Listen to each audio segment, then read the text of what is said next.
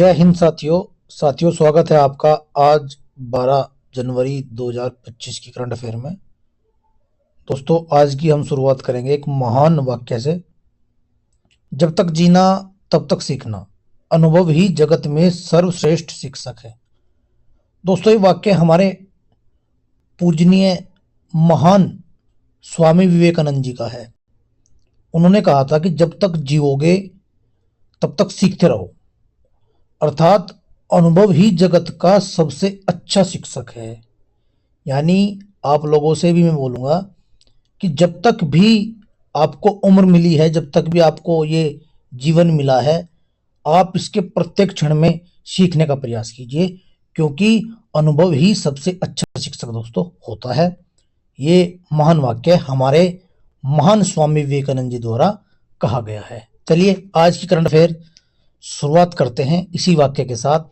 और सबसे पहला प्रश्न देखते हैं दोस्तों, 12 जनवरी दिवस। दोस्तों 12 जनवरी को राष्ट्रीय युवा दिवस हम मनाते हैं, क्योंकि 12 जनवरी 1863 में स्वामी विवेकानंद जी का जन्म हुआ था और तब से ही हम राष्ट्रीय युवा दिवस मनाते हैं। हालांकि राष्ट्रीय युवा दिवस होते साथ ही आपके मन में एक क्वेश्चन क्लिक करेगा, विश्व युवा दिवस। वो भी आपको याद रखना है। यहाँ पर विश्व युवा दिवस दोस्तों 12 अगस्त को मनाते हैं, जबकि राष्ट्रीय युवा दिवस हम 12 जनवरी को मनाते हैं, क्योंकि आज ही के दिन 12 जनवरी 1863 में स्वामी विवेकानंद जी का जन्म हुआ था। और ये जाने जाते हैं दोस्तों, शिकागो में इन्होंने विश्व धर्म सम्मेलन के तहत एक भाषण दिया था और उस भाषण के जरिए ये विश्व विख्यात हैं दोस्तों। वो भाषण इनका इतना प्रचलित है दोस्तों, शिकागो में प्रत्येक अंग्रेजों ने इनकी प्रशंसा की थी उस भाषण को सुनकर। तो दोस्तों मैं उम्मीद करता हूं आप भी इसी राह पर चलें, ताकि भविष्य में आप भी लोगों द्वारा ऐसे ही याद रखे जाएं। तो चलिए आगे बढ़ते हैं, क्वेश्चन नंबर 2 देख लेते हैं। जोसेफ ओन बने लेबनान के राष्ट्रपति। दोस्तों जोसेफ ओन अभी लेबनान के राष्ट्रपति बने हैं। लेबनान की राजधानी बेरूत है दोस्तों। इसकी सीमा इजराइल से, सीरिया से तथा भूमध्य सागर से लगती है। ये क्वेश्चन पूछा जा सकता है। तो दोस्तों जोसेफ ओन बने हैं लेबनान के भी राष्ट्रपति। बात करते हैं क्वेश्चन नंबर 3 की। हेनले पासपोर्ट रैंकिंग 2025, इसमें भारत की स्थिति दोस्तों 5 स्थान लुढ़की है। यानी इस बार भारत की जो रैंक आई है दोस्तों वो 85 आई है। ये रैंक 2006 से जारी की जाती है। इस बार जो टॉप पर है दोस्तों सिंगापुर रहा है, और इसको जो जारी करता है दोस्तों वो हेनले एंड पार्टनर्स फर्म जारी करता है। ये बात भी आपको याद रखनी है। क्वेश्चन नंबर 4 देख लेते हैं। बीमा सखी योजना, ये हाल ही में गोवा में चलाई गई दोस्तों। अब इस योजना के तहत होगा क्या? 18 से 70 वर्ष की महिला, जितनी भी 18 से 70 वर्ष की महिला है दोस्तों, और वे 10वीं पास हैं, अर्थात कक्षा 10 उन्होंने पास की है, तो उन महिलाओं को बैंक से जोड़ा जाएगा। तो दोस्तों ये महिलाओं के उत्थान के लिए योजना चलाई गई है। इससे पहले ये हरियाणा में भी चली थी दोस्तों, और अब ये वर्तमान समय में गोवा में चलाई गई है। और ये आपको याद रखना है, बीमा सखी योजना हाल ही में गोवा में चलाई गई दोस्तों। क्वेश्चन नंबर 5 देख लेते हैं। फ्यूचर्स ऑफ जॉब्स रिपोर्ट जारी की। दोस्तों वर्ल्ड इकोनॉमिक फोरम ने अभी ये रिपोर्ट जारी की है। इसके तहत क्या बात निकलकर सामने आई है?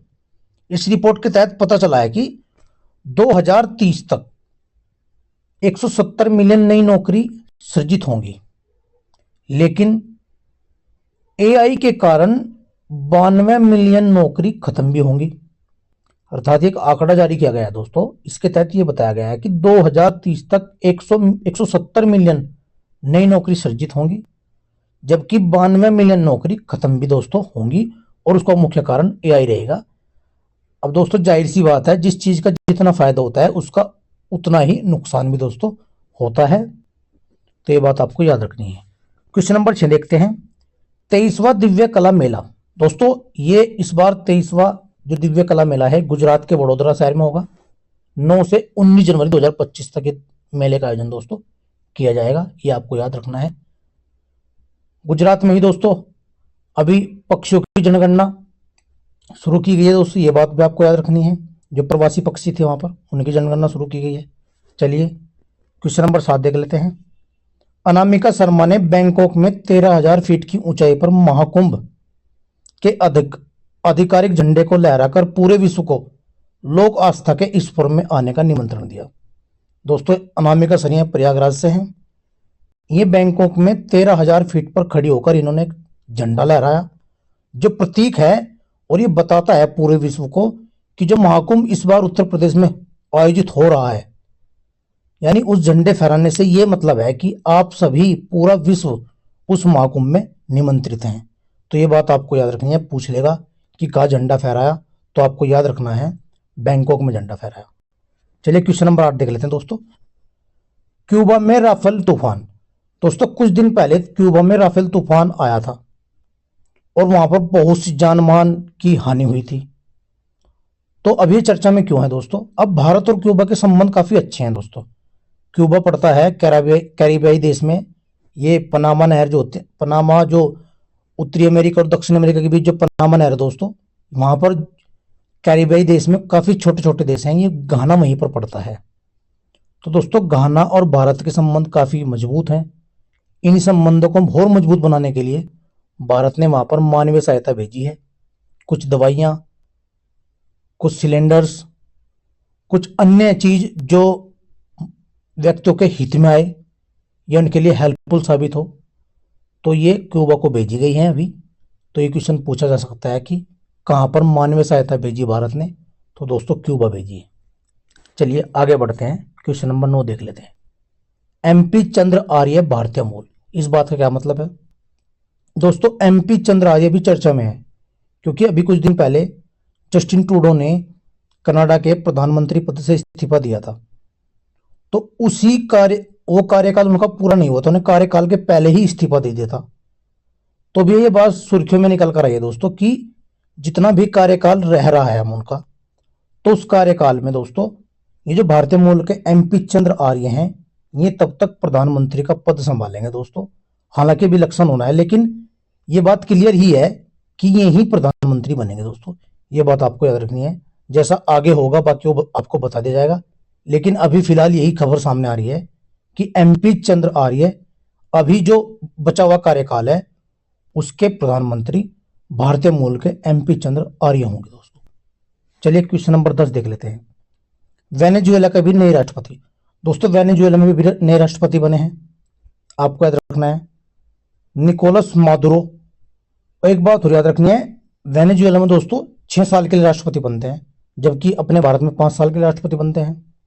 वेनेजुएला आपको याद रखना है दक्षिण अमेरिका का एक देश है, तेल के लिए जाना जाता है, यहाँ पर तेल के कुएं पाए जाते हैं, ये आपको याद रखना है वेनेजुएला में। चलिए क्वेश्चन नंबर 11 देखते हैं। छठी स्कॉर्पियन पनडुब्बी वागसीर नौसेना में शामिल। दोस्तों ये जो पनडुब्बी है ये Mazagon dock ship builds limited project P75 की ये छठी पनडुब्बी जो डीजल इलेक्ट्रिक अटैक पनडुब्बी है। हालांकि फ्रांसीसी कंपनी ने इसमें बनाने में मदद की है। ये पूछ लेगा कि अभी जो पनडुब्बी शामिल हुई है उसका नाम क्या है? तो दोस्तों उसका नाम वागसीर है, उसे भारतीय नौसेना में शामिल किया गया है और फ्रांस की कंपनी ने भी इसके बनाने में दोस्तों अहम भूमिका निभाई है, ये भी आपको याद रखनी है। क्वेश्चन नंबर 12 देख लेते हैं। भारत श्रीलंका हिंदी सम्मेलन। दोस्तों ये हिंदी सम्मेलन अभी 10 जनवरी को कोलंबो में आयोजित किया गया। इसके तहत क्या हुआ, मुक्त शिक्षा के माध्यम से हिंदी भाषा में देश का पहला सर्टिफिकेट पाठ्यक्रम शुरू हुआ। यानी श्रीलंका में हिंदी भाषा का प्रचार प्रसार करने के लिए अभी वहां पर एक पाठ्यक्रम लॉन्च किया गया। उस पाठ्यक्रम के तहत वहां पर भी दोस्तों हिंदी भाषा पढ़ाई जाएगी और स्कूली पाठ्यक्रम में हिंदी भाषा का महत्व सिखाया जाएगा, जिससे हिंदी भाषा को वहां और अधिक महत्वता मिल सके दोस्तों। चलिए क्वेश्चन नंबर 13 देखते हैं। एमपी ने यानी मध्य प्रदेश ने देश की पहली हाइड्रोजन सीएनजी वाहन का अनावरण किया। यह बात आपको याद रखनी है। मध्य प्रदेश राज्य ने अभी, वहां पर नितिन गडकरी ने, जो हमारे सड़क परिवहन मंत्री हैं दोस्तों, उन्होंने देश की पहली हाइड्रोजन और सीएनजी दोनों कंबाइन रूप से चलने वाली एक वाहन का अनावरण किया है। ये पूछा जा सकता है क्योंकि देश का पहला है दोस्तों, इसलिए थोड़ा खास हो जाता है। देश की पहली हाइड्रोजन सीएनजी वाहन का अनावरण मध्य प्रदेश से नितिन गडकरी जी ने किया है दोस्तों, याद रखना है। क्वेश्चन नंबर 14 देख लेते हैं। Himachal Pradesh institute of public administration का नाम, जिसे HIPA बोलते हैं दोस्तों, ये हिमाचल प्रदेश में है। अब ये सुर्खियों में है क्योंकि इसका नाम बदल दिया गया है दोस्तों। अब इसका नाम डॉक्टर मनमोहन सिंह के नाम पर रखा गया है, जो हमारे पूर्व प्रधानमंत्री थे दोस्तों, जिनका हाल ही में 26 दिसंबर 2024 को निधन हो गया था। तो उनके नाम पर Himachal Pradesh institute of public administration का नाम अब डॉक्टर मनमोहन सिंह के नाम पर रखा जाएगा दोस्तों। चलिए क्वेश्चन नंबर 15 देख लेते हैं।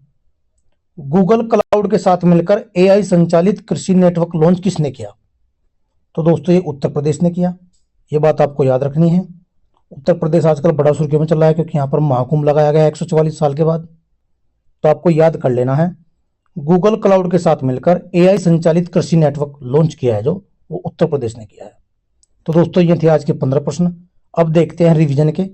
कल रिवीजन में मैंने देश में प्रथम, विश्व में प्रथम कुछ जानकारी कराई थी, उनमें से कुछ बातें रह गई थी, उनको मैं आज ले लेता हूं। चलिए देखते हैं। सबसे पहला प्रश्न देखते हैं दोस्तों।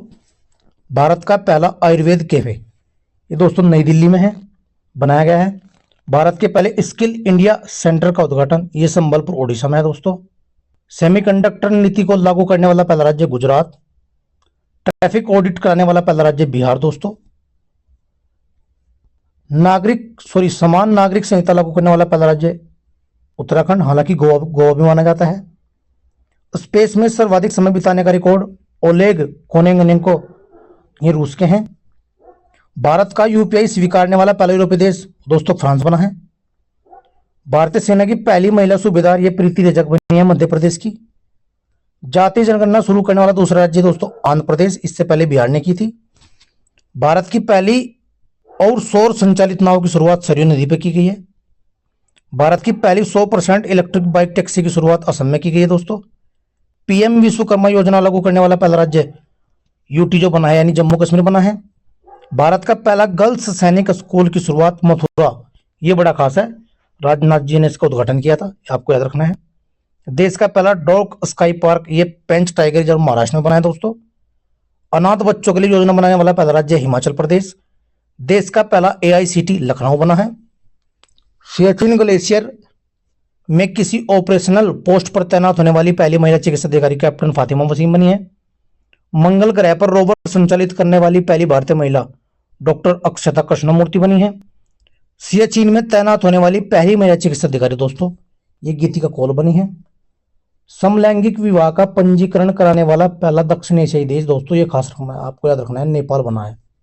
चलिए आगे देख लेते हैं। स्वदेशी लड़ाकू विमान तेजस उड़ाने वाले पहले प्रधानमंत्री नरेंद्र मोदी जी हैं। स्टैम्प पेपर की कलर कोडिंग कराने वाला पहला राज्य पंजाब। विश्व का सबसे बड़ा उकल साइट और ऊर्जा संयंत्र अबू धाबी में बना है। दुनिया का पहला 3D प्रिंटेड मंदिर ये तेलंगाना में। ये एक क्वेश्चन दोबारा रिपीट हो गया, मैंने बता दिया था। सभी आवारा कुत्तों की नसबंदी कराने वाला पहला देश ये भूटान बना है दोस्तों। ISO प्रमाणन प्राप्त करने वाला पहला महिला पुलिस स्टेशन भोपाल। देश का पहला पशु संवर्धन गृह ये लखनऊ बना है, उत्तर प्रदेश का। भारत का पहला हरित ऊर्जा पुरातत्व स्थल ये तट मंदिर तमिलनाडु बना है दोस्तों। भारत का पहला वेटलैंड शहर ये उदयपुर है दोस्तों।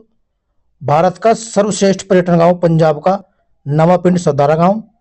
देश की पहली ग्रीन हाइड्रोजन सेल बस की शुरुआत दिल्ली में की गई है। ट्रांसजेंडरों के लिए समर्पित भारत की पहली OPD की शुरुआत दिल्ली में की गई है। भारत का पहला 3D प्रिंटेड डाकघर ये बेंगलुरु में। और भारत का पहला कृषि डेटा एक्सचेंज ये हैदराबाद में दोस्तों बना है। आज की इस वीडियो से मैंने 15 प्रश्न और विश्व में या देश में क्या पहली बार चलाया गया उसको लिया था दोस्तों। उम्मीद है वीडियो आपको पसंद आएगा, तो आप इस वीडियो को देखिए। हालांकि ऐसा होता है बार बार, कभी पीछे का शोर आता है क्योंकि मैं फोन से सीधा रिकॉर्ड करता हूँ वीडियो, लेकिन जो एक अच्छा एस्पिरेंट जो पढ़ने वाला होता है दोस्तों, वो इन खामियों को नहीं देखता, वो केवल अपनी पढ़ाई पर ध्यान देता है। तो दोस्तों, अगर वीडियो आपको पसंद आए तो चैनल को लाइक एंड सब्सक्राइब करो, शेयर करो, जिससे मुझे और मोटिवेशन मिले और मैं और बेहतर ढंग से कार्य कर सकूं। दोस्तों, आप ही मेरा मोटिवेशन हो। धन्यवाद दोस्तों।